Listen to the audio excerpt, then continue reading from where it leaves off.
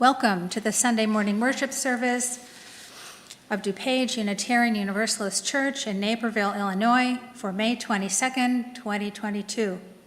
I'm Reverend Connie Grant, interim minister of this congregation. We are so glad that you are here, whether you are present in the sanctuary this morning or watching remotely. It is so good to be together. To keep us all as safe as possible, we'll remain masked, except that those of us on the chancel will remove our masks to speak from the microphone. As Unitarian Universalists, we hold that there are many paths to truth and meaning, and we support one another in our spiritual and religious journeys. Whether you are a member or friend of this congregation or have recently discovered us, we are glad that you are with us this morning. Whoever you are and wherever you are welcome here.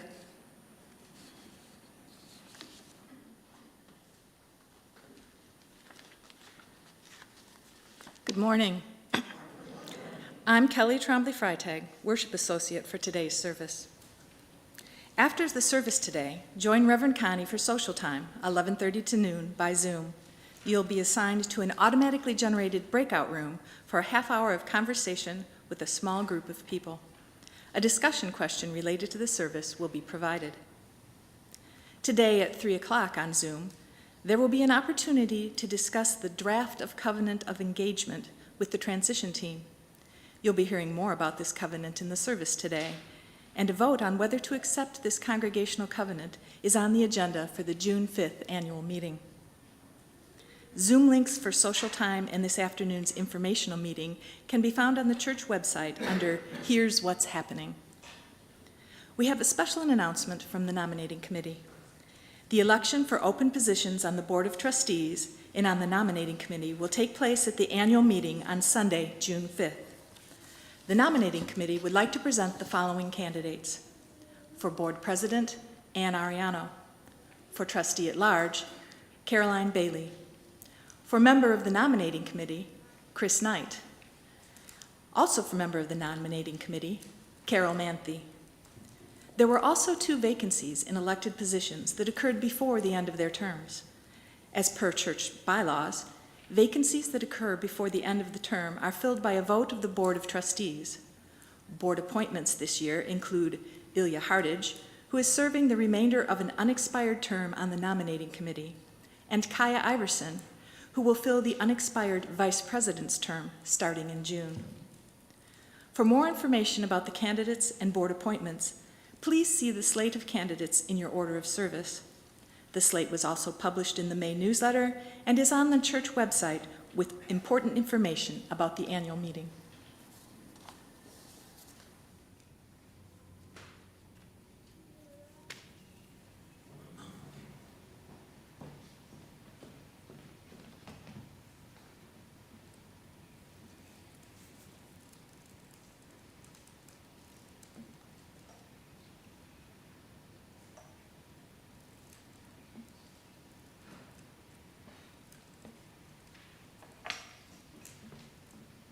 We light our flaming chalice to illuminate the world we seek. In the search for truth, may we be just. In the search for justice, may we be loving.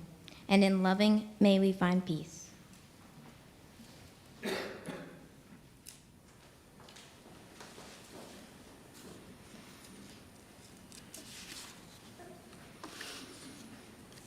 We bring ourselves as we are, accepting each other for who we are, calling each other to be what we may yet become.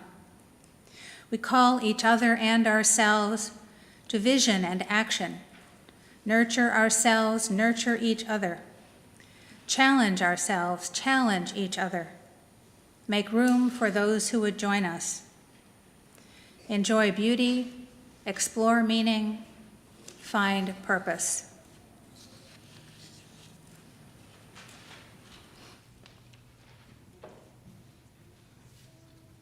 Good morning, I'm Karen Campbell, and you see before you something you haven't seen for 2 years.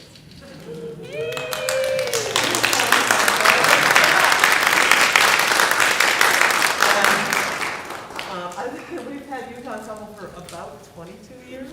Well, 20. 2 years without, but it started that long ago. And I'm so excited that when Reverend Connie and the music team discussed maybe bringing it back, everyone was like, yeah, let's do this. So we pulled it off, and in spite of interruptions and COVID nature and everything, they are here, and I am so proud of them because not doing anything, well, they have, of course, been playing their instruments, but nothing with them, each other together here. They just blew me away with what they did this year, and I hope you enjoy them also. We're doing the classic What a Wonderful World from Louis Armstrong.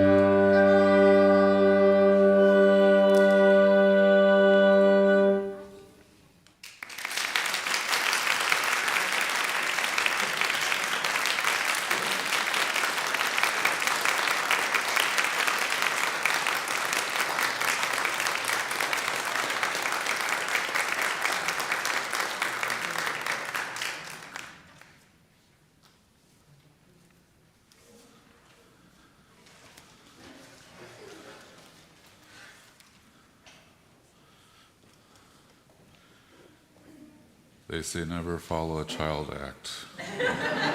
Here we go. It's time to gather. Today, I have a story about an important job and the promise to follow through. The story is The Uncorker of Ocean Bottles by Michelle Cuevas. The uncorker of ocean bottles lived alone on a high spot with only one tree for shade. And he always kept his eyes on the waves, watchful for a glint of glass. He had a job of the utmost importance. It was his task to open any bottles found at sea and make sure that the message inside of it was delivered. And sometimes to deliver a bottle, he needed only to stroll to the nearest village. Other times he would journey until his compass became rusty, and he felt loneliness as sharp as fish scales. Sometimes the messages were very old, crunchy like leaves in the fall. And sometimes the messages were written by a quill dipped in sadness. But most of the time, they made people quite happy, for a letter can hold the treasure of a clam-hugged pearl. And while the uncorker of ocean bottles loved his job, he couldn't help but wonder if he would ever receive a letter. Truth be told, each time he opened a bottle, a part of him hoped to see his own name winking from the top of the page. But then he remembered that this was about as likely as finding a mermaid's toenail on a beach. For he had no name. He had no friends. He stank of seaweed and salt, and no one would ever write him a letter. But he still would have liked it just the same. And one day, the waves tipped their white postman hats to the uncorker and delivered a bottle with a very peculiar letter inside. I'm not sure you will get this in time, but I'm having a party tomorrow, evening at tide, at the seashore. Will you please come? Oh dear, said the uncorker. He had no idea who the letter was for or where to deliver it. But the truth was, he was very curious. He'd never been invited to a party before, and he suspected he might like to go. First, he visited the maker of cakes. Pardon, said the uncorker, but do you recognize this writing? And the cake maker studied the note. Don't recognize the script, he finally said, but oh, how I love a seaside dance. And the uncorker moved on. And he asked the candy shop owner, and he asked a woman buying chocolate-dipped treats, and he asked a young girl in a green dress. Sorry, each one sighed, though I do wish I'd received an invitation to such a party. The uncorker asked a seagull, a sailor, and a one-man band. But nobody could claim the letter. Nobody in the sky or sand or sea. The uncorker felt very low. This was the first time he'd never been able to deliver a message. As he fell asleep that night, the uncorker decided to go to the seashore the next day. He would go and apologize to the writer of the note. And the uncorker of ocean bottles arrived early, carrying a handful of his favorite seashells. He thought it might be rude to show up, both uninvited and empty-handed. And the seashore was draped in seaweed and starfish, candles floated in clamshells, and there were sand sculptures and umbrellas. It's you, said the maker of cakes. How grand, said the candy shop owner. And the other guests had arrived early, a woman, a girl in green dress, a seagull, a sailor, and a one-man band. And when the girl in green asked the uncorker of ocean bottles to dance, he said, I'm not sure I know how, but I'd like to just the same. And as they spun across the beach to the water's edge and back again, everyone smiled and kept the beat. The uncorker's heart was a glass vessel filled to the brim. And as the stars began to arrive, and the moon as well, the uncorker took out the bottle he had been unable to deliver. Perhaps, he said, with his mouth full of cake, yes, perhaps I shall try to deliver this again tomorrow. It is now time for all the youth to go to their youth religious education classes. Your teachers will be out in the hall.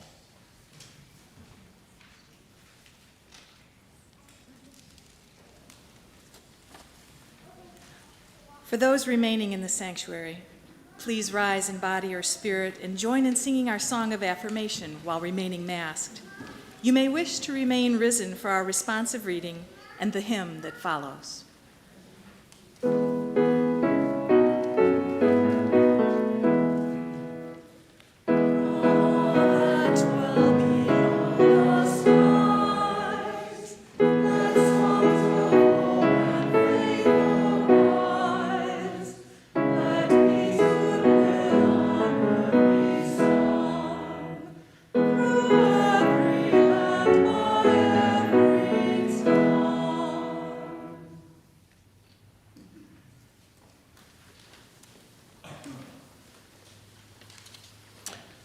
Please join us in reading our draft covenant of engagement.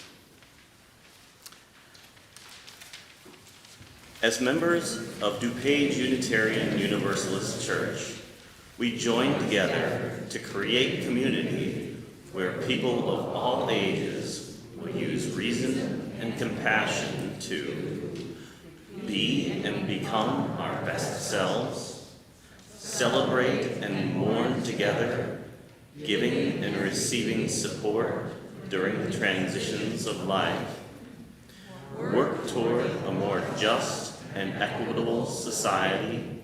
In spirit, we covenant together to build relationship with each other and the institution to which we belong, practice congregational citizenship, participate in congregational activities, and give generously of our energy and our passion. Do the work that needs to be done, encourage others to do the same, and express gratitude when they do.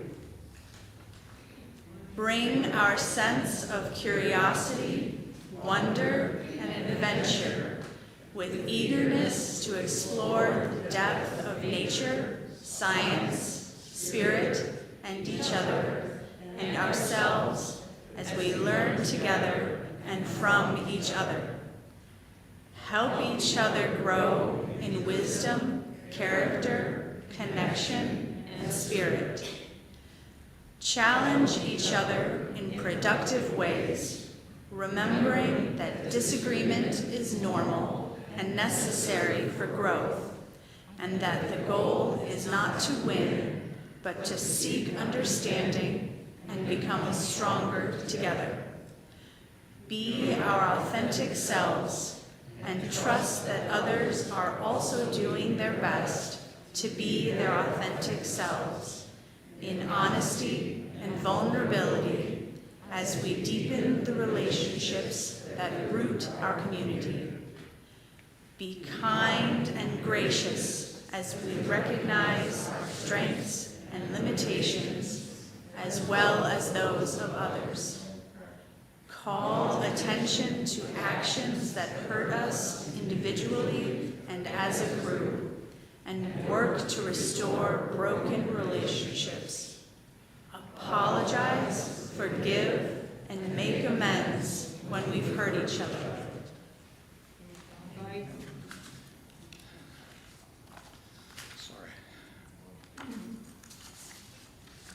Invite and welcome the diversity of human identities and experiences. Appreciate our individual differences as they are often our group strengths. Intentionally seek out and consider perspectives that are not present. Speak our own truths as we invite others to speak theirs. Respect each other's beliefs, identities, and boundaries. Listen with a learner's mind. Respect others by setting our own agendas aside to focus on what they are saying. Remember that sometimes people just need to be heard, not fixed. Keep ourselves open to new possibilities, to new ideas, to changes in ourselves, in others, and in our relationships, remembering that without change, there cannot be growth.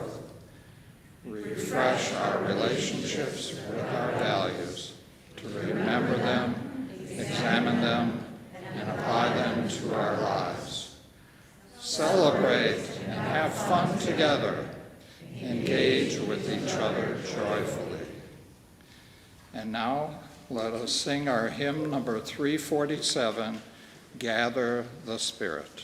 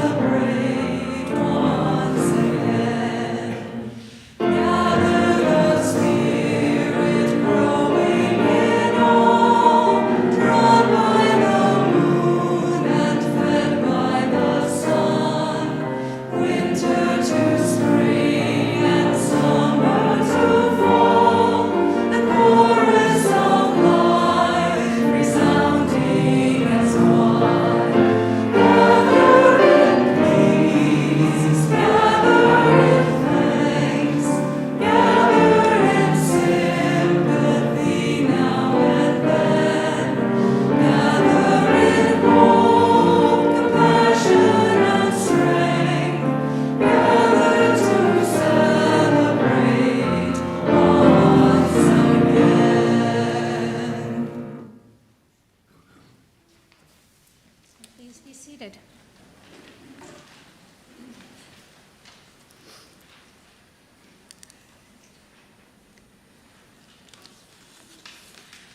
We hold each other in our hearts and minds with all our joys and all our sorrows. A memorial service for Bettina Lynn Muley is planned for Wednesday, June 22nd at 7 in the evening here at the church. That's Tina's birthday, and that's the day she had asked for us to celebrate her life, and we will do our best to honor her wishes for the service.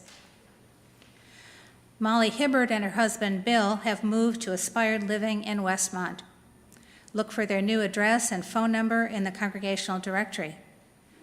Molly would be happy to receive cards and calls. We remember those who are facing losses of various kinds and those facing health challenges. As a negotiated end to the war in Ukraine may be possible, we focus our thoughts and energies on safety and strength for the Ukrainian people. We pray for peace.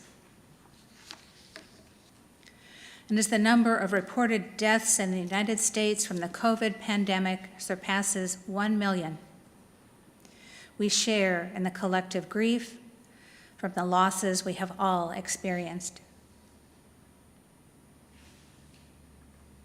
Even when the cares of the world weigh on us, may we find joy in our connections with each other and in the pleasures that life holds. Let us care for one another and for ourselves in all the ways we can. As we hold each other in our hearts and minds with all our joys and all our sorrows, whether spoken or unspoken, Let's take a moment to be quiet together.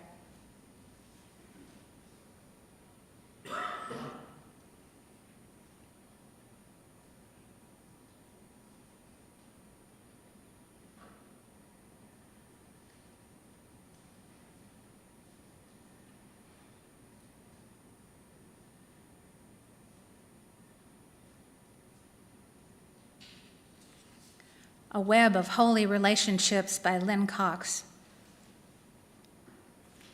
Spirit of life, who draws us together in a web of holy relationships, make your presence known with us and in us and among us. Remind us that we are not alone in history. Ignite us with the courage of the living tradition. Remind us that we are not alone in entering the future. Anchor us with patience and perseverance. Remind us that we are not alone in our times of grief and pain.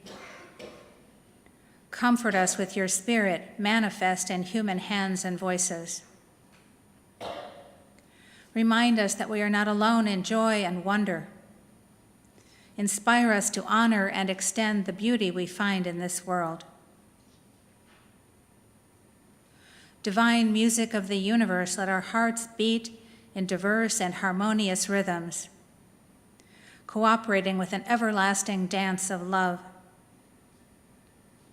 May we move with the rhythms of peace. May we move with the rhythms of compassion. May we move with the rhythms of justice. Source of stars and planets and water and land, open our hearts to all of our neighbors. Open our souls to a renewal of faith. Open our hands to join together in the work ahead.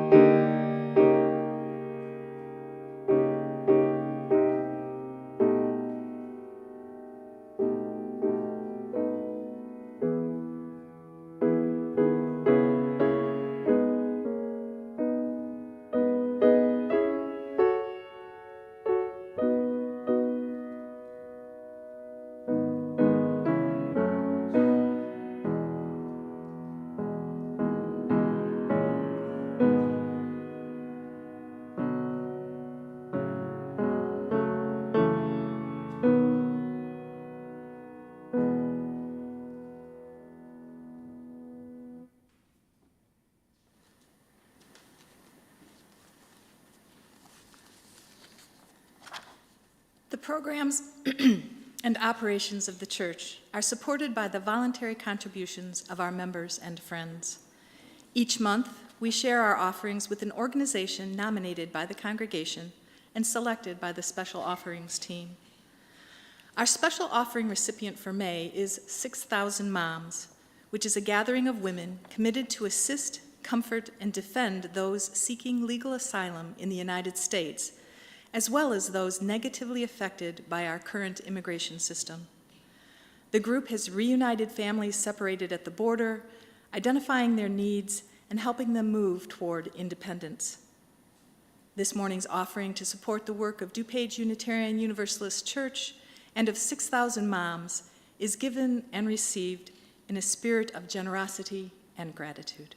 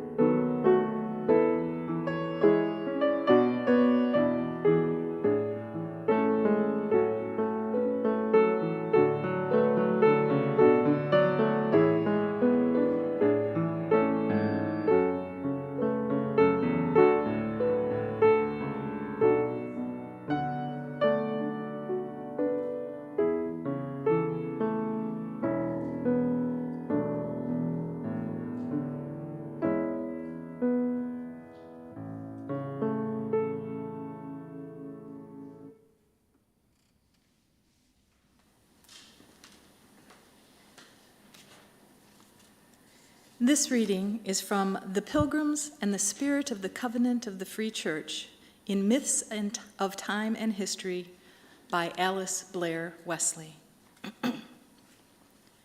Individual members of a coherent free church may be ever so singular and diverse. Young or old, rich or poor, famous or little known, little schooled or many degreed, liking Bach or rock or both, prayers or atheist, of any race, of many backgrounds, management or labor, or changing degrees of these at different times. The more singular and diverse, the better. Individual members of a coherent free church may position themselves in any number of different patterns of office or ceremony, or ad hoc committee, or study group for different purposes at different times. Picture us in shifting lateral designs without hierarchy. We mean to have varying, not rigid, forms of authority. But if the whole has integrity, the free church coheres, however so flexibly, around a center. What is the center of the free church? And by what power are its individual members held together? What gives the free church its integrity? The center of the free church, the heart of the whole thing, is a promise of fidelity, a covenant which each member freely makes upon joining. Actually, each member renews or renegotiates his or her promise many times in the course of the life of the church, in the privacy of renewed conscience or spiritual growth. Often, our promise or covenant is implicit, not consciously explicit. But it doesn't really matter whether it is verbalized. It matters whether it is faithfully meant.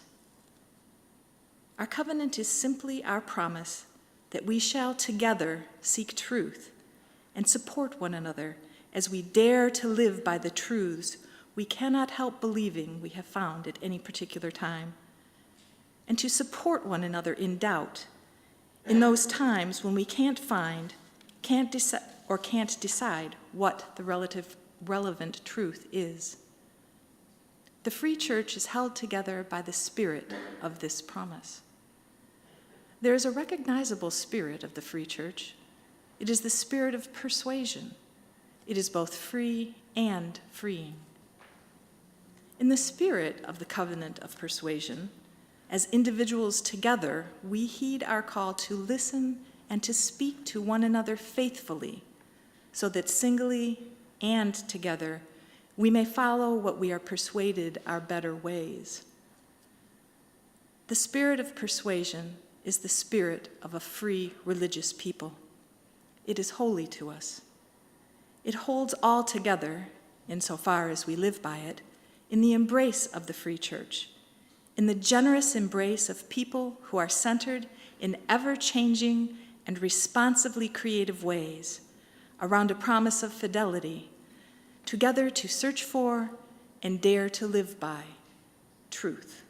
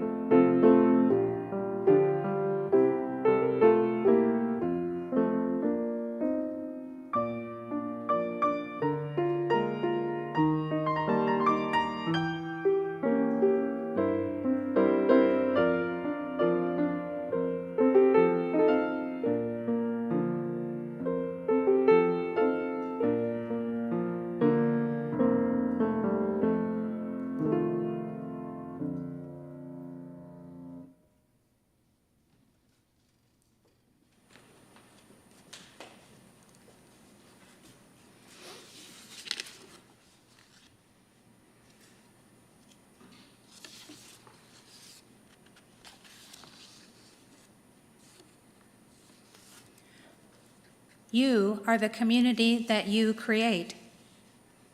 Why and how are you a congregation? A covenant, specifically a covenant of engagement, has the potential to help you be the congregation you want to be. A covenant is an agreement, a sacred promise to be in relationship. Covenant is the center of our Unitarian Universalist way of faith. As a non-creedal faith, a covenant holds us together in relationship with each other and with the community that we create. Unitarian Universalism is a way of faith expressed by credo, I believe, and lived in covenant. We unite, we come together, we travel together. Some years ago, an ad campaign asked, could you be a Unitarian Universalist without knowing it? The idea, of course, was to invite people to try out and potentially join a Unitarian Universalist congregation. However, a strict constructionist, and I will admit that in many ways I am a strict constructionist, Unitarian Universalist, a strict constructionist would answer that it is not possible to actually be a Unitarian Universalist without knowing it.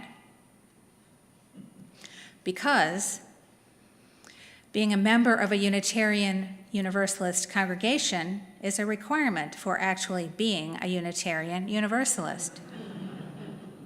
Of course, one can hold beliefs that are theologically Unitarian, that is, belief in the unity of the divine, historically speaking, the unity of the divine, rather than in the Trinity of Father, Son, and Holy Ghost.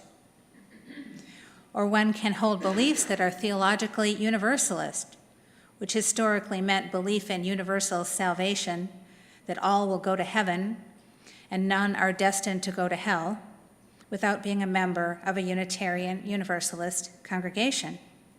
Nevertheless, to be a capital U Unitarian Universalist requires membership and therefore participation. It means being part of an explicit or implicit covenant of belonging to a Unitarian Universalist congregation. We unite around a covenant of membership, covenant of relationship, that calls us to ways of being and doing together without restricting individual thought or expression. Of course, our Unitarian Universalist congregations, too, are joined in a covenant of mutual trust and support, commonly known as the Seven Principles. I will confess that I have never memorized them. Perhaps some of you have. And I will read them, and if you know them, you can join in reading with me. We, the member congregations of the Unitarian Universalist Association, covenant to affirm and promote the inherent worth and dignity of every person, justice, equity, and compassion in human relations, acceptance of one another, and encouragement to spiritual growth in our congregations, a free and responsible search for truth and meaning, the right of conscience and the use of the democratic process within our congregations and in society at large, the goal of world community with peace, liberty, and justice for all, respect for the interdependent web of all existence of which we are a part. I heard some voices there. That was great. The articles of this covenant might be considered relational beliefs, as distinguished from theological beliefs or creedal beliefs. These relational beliefs, have to do with how we are to relate with each other and the rest of the world around us. And these relational beliefs are descriptive in origin rather than prescriptive.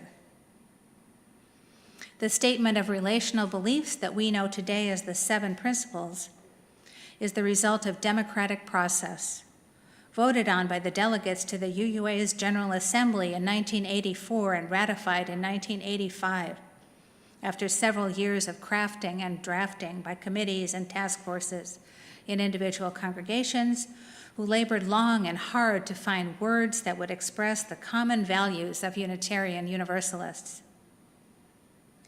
Written into the UUA bylaws is a provision for reviewing those principles periodically. They were last reviewed in 2009, and that proposed revision was rejected by a very close margin. Currently, those covenantal principles are being reviewed again. An eighth principle is under discussion. We, the member congregations of the Unitarian Universalist Association, covenant to affirm and promote journeying towards spiritual wholeness by building a diverse, multicultural, beloved community by our actions that accountably dismantle racism and other oppressions in ourselves and our institutions. This proposed eighth principle, like the other seven, will be subject to debate and democratic process and would be voted on by delegates at a future General Assembly. In the meantime, some congregations are adopting the eighth principle as a congregational principle. The statement of principles of the Unitarian Universalist Association has an almost poetic power. And one of the reasons I heard for the rejection of the proposed 2009 revision was that it lacked poetry. Many individual Unitarian Universalists find the seven principles to be an accurate description of their own principles, as well as a useful benchmark for behavior. Yet those principles are not a creedal statement. Our individual freedom of belief means that we as individuals do not think as we do because we are Unitarian Universalists. Rather, we are Unitarian Universalists because we think as we do, even as we are open to persuasion and learning and have freely entered into covenant together. As articulated in a June 2021 report from the UUA titled Unlocking the Power of Covenant, a covenant is relational and mutual by definition. It is horizontal, not hierarchical. It is inclusive, not exclusive. It is a web of support that holds all, yet is dependent upon all. A covenant, implicit or explicit, holds us in what I call our relational individuality. As the UUA report notes, covenants are a means of holding us accountable to one another in our relationships. To belong to a Unitarian Universalist congregation is to explicitly or implicitly become part of a covenanted relationship with others who agree to travel together, which is the literal meaning of the word covenant, in common purpose. The operative words are often we unite or we associate. Unlike a contract, a covenant is open-ended and flexible. The nature of covenant is that the terms are adaptable to the realities of the relationship. The covenant of engagement presented for your consideration and vote on whether to adopt it as a congregational covenant is aspirational, just as human beings who are part of this congregation are aspirational. We don't come to church because we are perfect. We come to church because we want to be better, and we want to be our best selves, being better and doing better as part of this congregation than you could do and be alone. Built into the covenant is accountability, the possibility of falling short of the aspirations and ideals that are expressed, and of repairing the relationship. The covenant isn't just about the words, it's about the relationship that those words represent. Members of religious community belong to each other and to something larger than themselves alone. In a religious community, the whole is greater than the sum of its parts. In such a community, people gather together to be more and do more than they could be and do individually, in order to live in the best way we can and to do our part to make the world a better place. Together, you create covenantal community.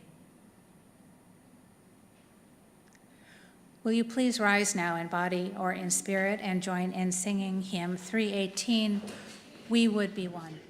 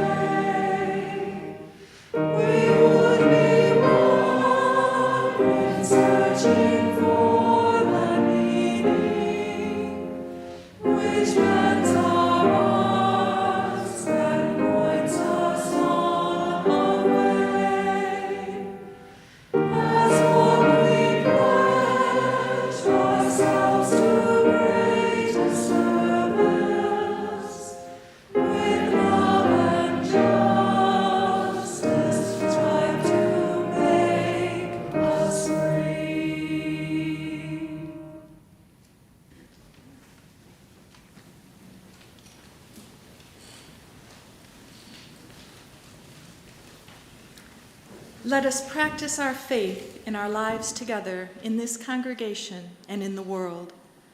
Let us carry with us a sense of appreciation for the work of others, a sense of commitment to the strengthening of this church, a sense of love from those who support us in this community, and a sense of awe for what we can accomplish when we work together in our faith. And may we live our lives fully and creatively so that we may be a blessing to ourselves, to each other, and to all those whose lives we touch.